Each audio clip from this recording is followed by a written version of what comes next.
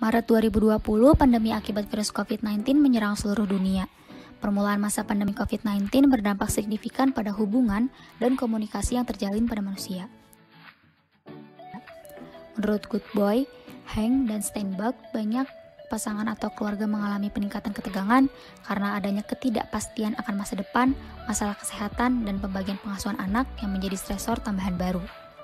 Hal ini berakibat pada peningkatan stres relasional dan konflik dalam hubungan sejak penyebaran COVID-19.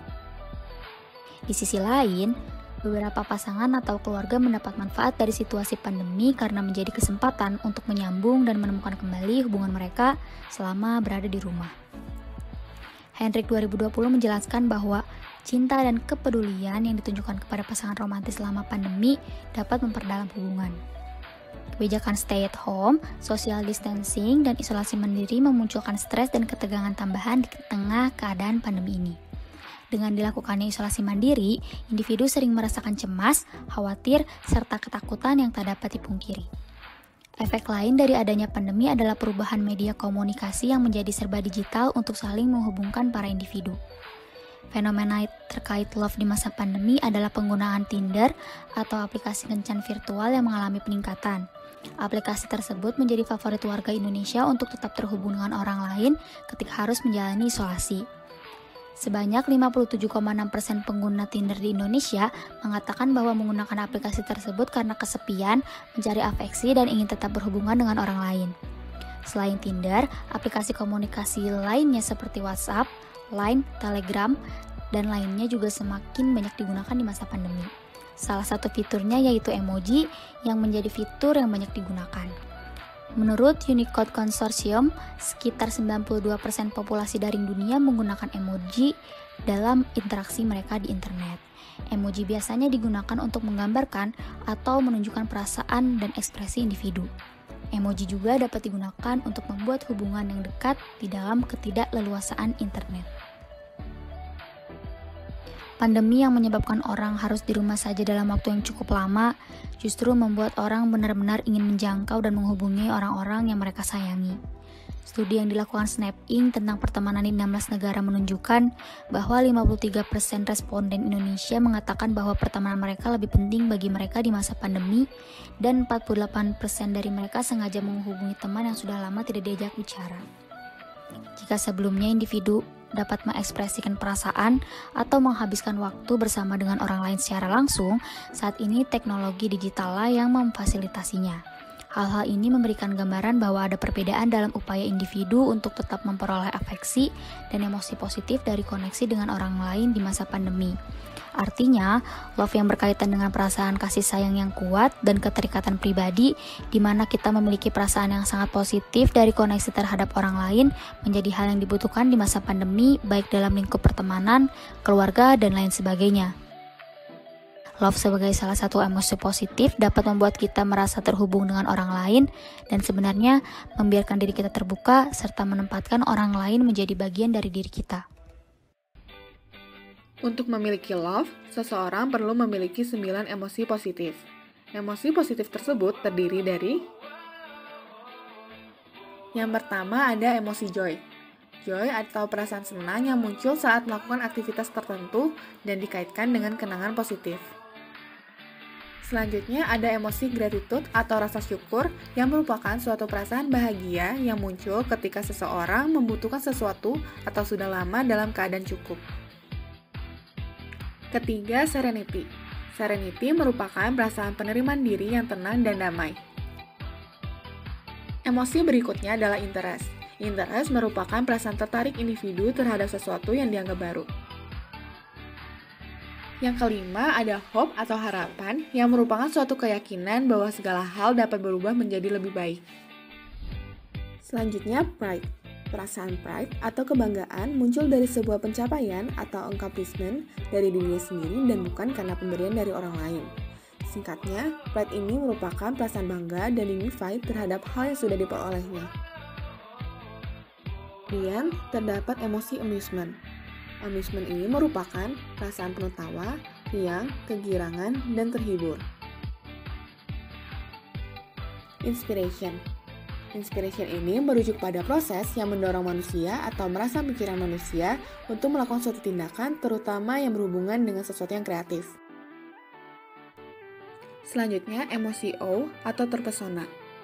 Emosi ini merupakan momentarily transfixion terhadap kondisi yang dianggap besar dan hebat. Yang terakhir adalah emosi love yang disebabkan karena adanya gabungan dari 9 positive emotions yang ada sebelumnya. Ke-9 positive emotion ini bertransformasi menjadi love karena adanya konteks yang terjadi saat individu berada pada hubungan yang aman, nyaman, dan penuh kelekatan. Love menyebabkan adanya trust, keterikatan, kesehatan, dan membangun komunitas antar individu. Contoh individu yang mengalami love yaitu seorang ibu yang baru saja melahirkan dan memeluk bayi yang baru dilahirkan. Ia merasakan adanya ke-9 emosi positif karena adanya kelekatan hubungan dengan bayi tersebut. Nah, sebelumnya kan kita udah bahas tentang 9 emosi positif yang perlu dimiliki agar setiap individu bisa mempunyai love. Sekarang kita akan bahas apa aja sih dampak negatif akibat berkurangnya love di masa pandemi ini. Yuk, disimak ya! Dalam masa pandemi ini, kita bisa lihat banyak orang yang sedang kesulitan secara ekonomi, kesehatan, pendidikan, bahkan kesulitan berhubungan dengan orang lain.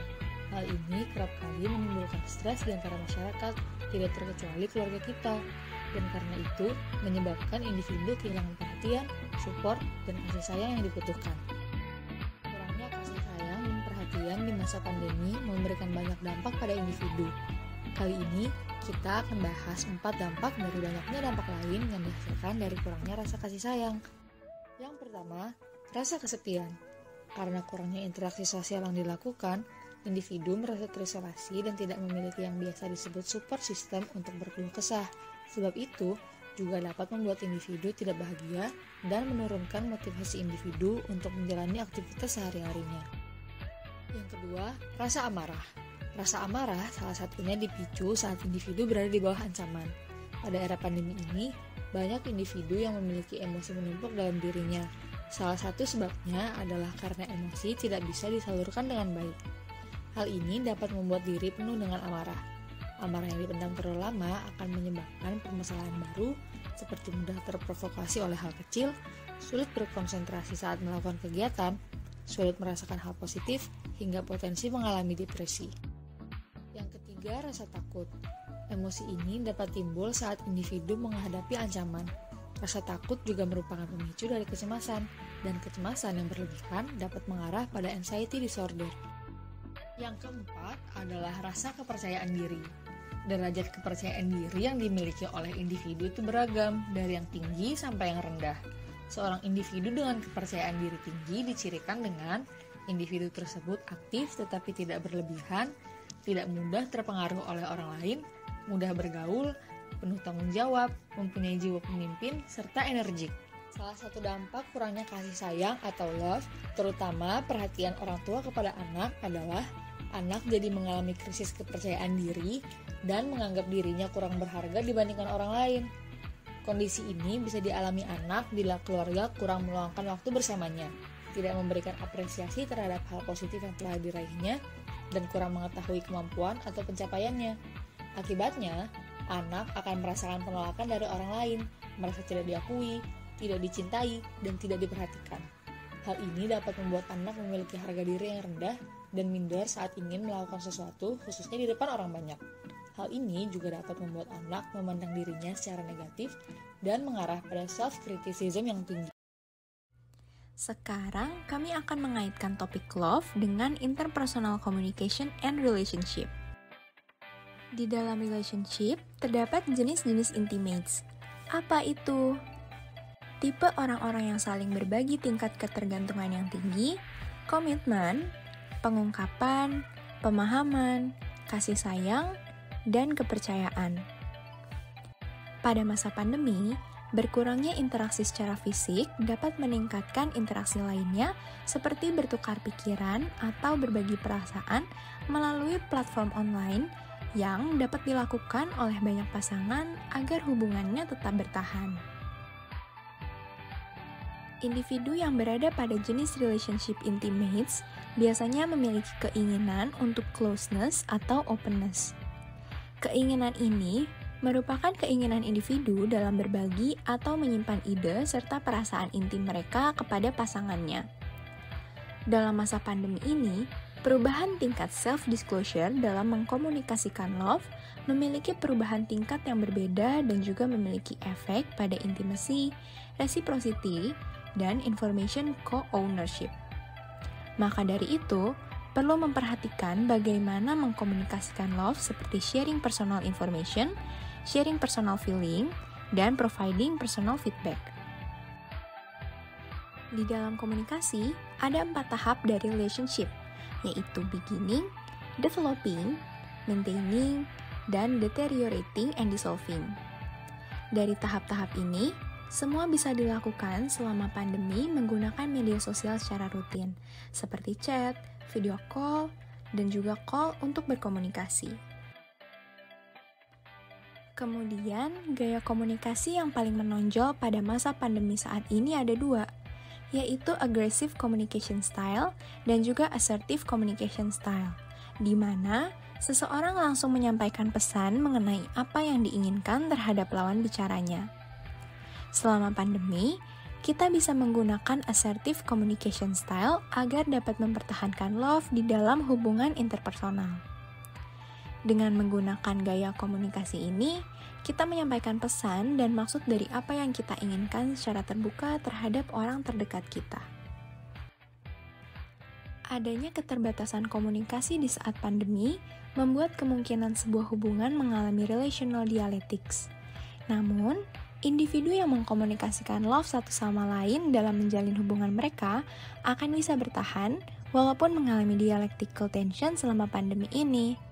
Salah satu cara mengatasi dialectical tension adalah dengan berbicara secara terbuka dan jujur terhadap satu sama lain untuk mencapai kesepakatan dalam menjalin hubungan. Selama masa pandemi juga, tentunya kita tidak bisa lepas dari konflik yang sering terjadi dengan orang terdekat kita, apalagi jika komunikasi dilakukan secara online. Seringkali banyak menimbulkan beberapa kesalahpahaman terhadap lawan bicara kita. Terdapat 5 cara yang bisa kita lakukan untuk mengatasi interpersonal konflik yang dapat mempengaruhi love di masa pandemi ini.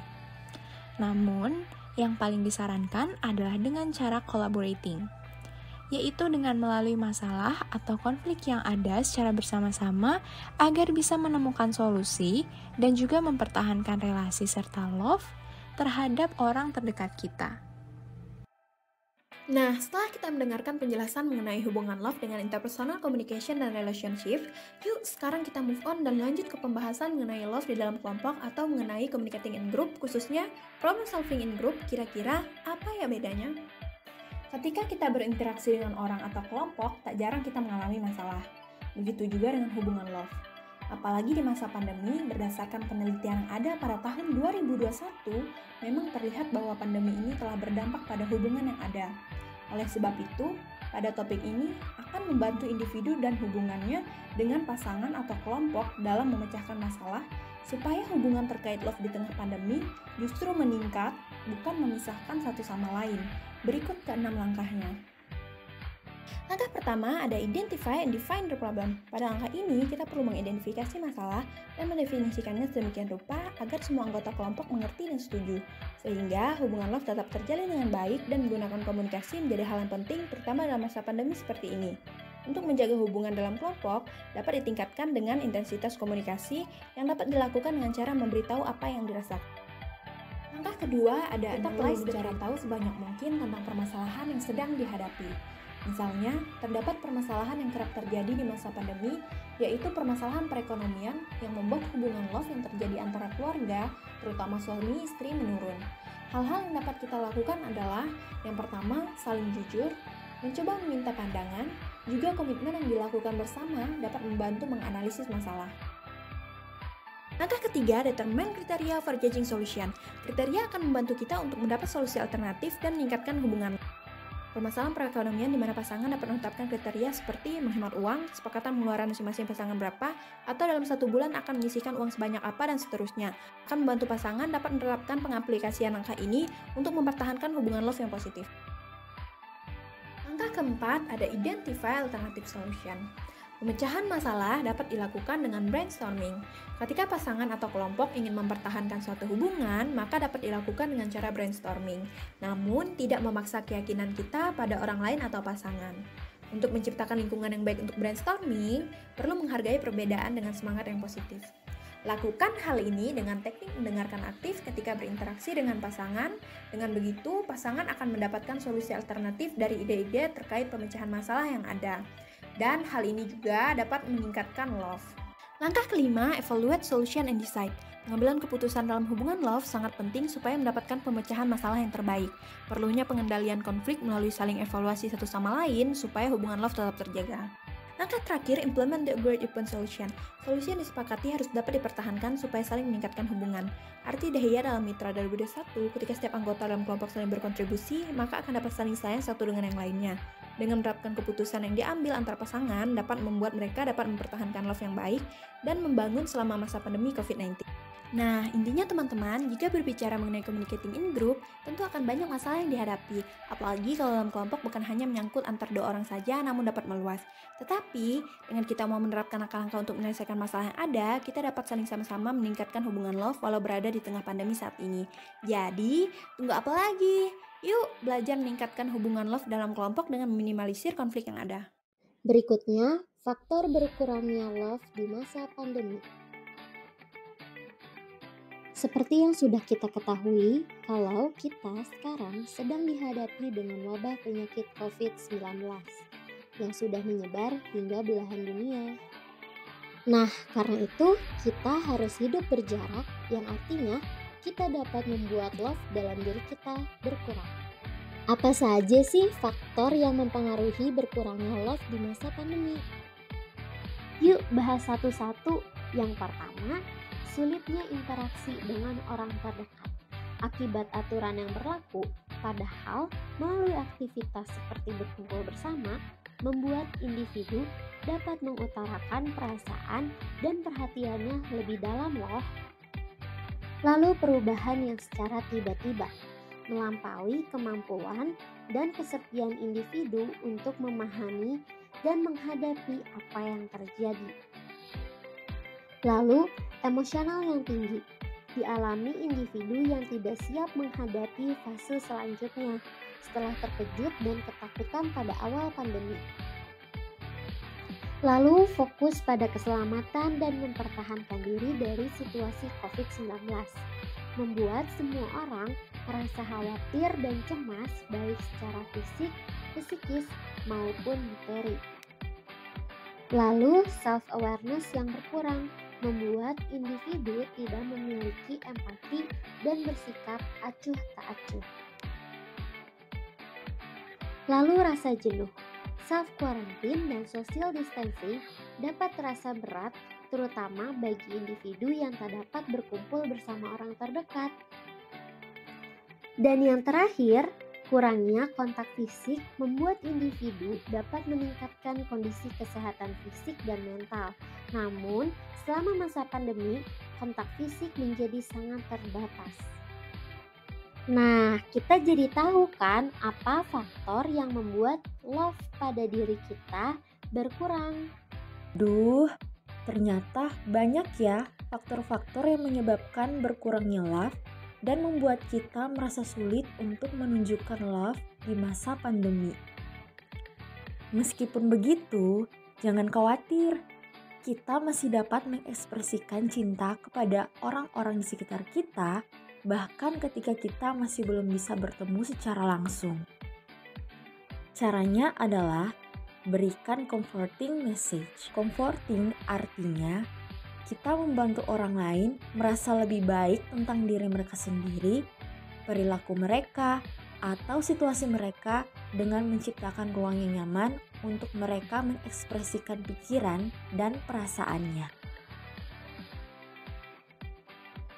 Tidak bisa dipungkiri, selama masa pandemi, banyak orang yang mengalami permasalahan seperti di PHK, kehilangan anggota keluarga, dan ketidaksiapan terhadap perubahan-perubahan lain yang terjadi di dalam hidup. Oleh karena itu, comforting message sangat penting untuk diberikan. Lalu, Bagaimana cara memberikan comforting message? Pertama, katakan kita ada untuk membantu.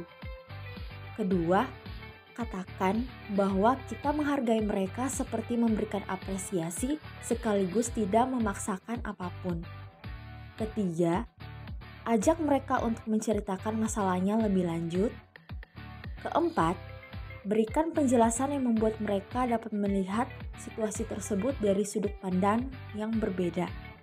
Yang kelima, terakhir, jika mereka terlihat sudah memahami situasi yang dialami, kita dapat memberikan solusi.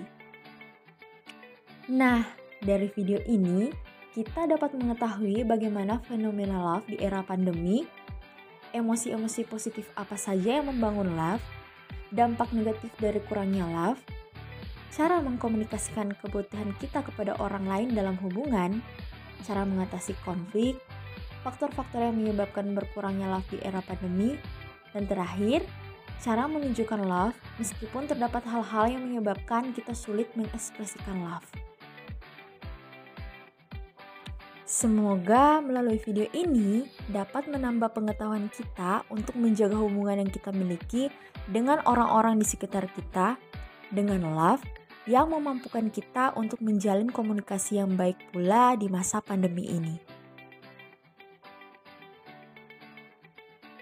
Padi habis tinggal jerami, bakar dulu hingga bersih.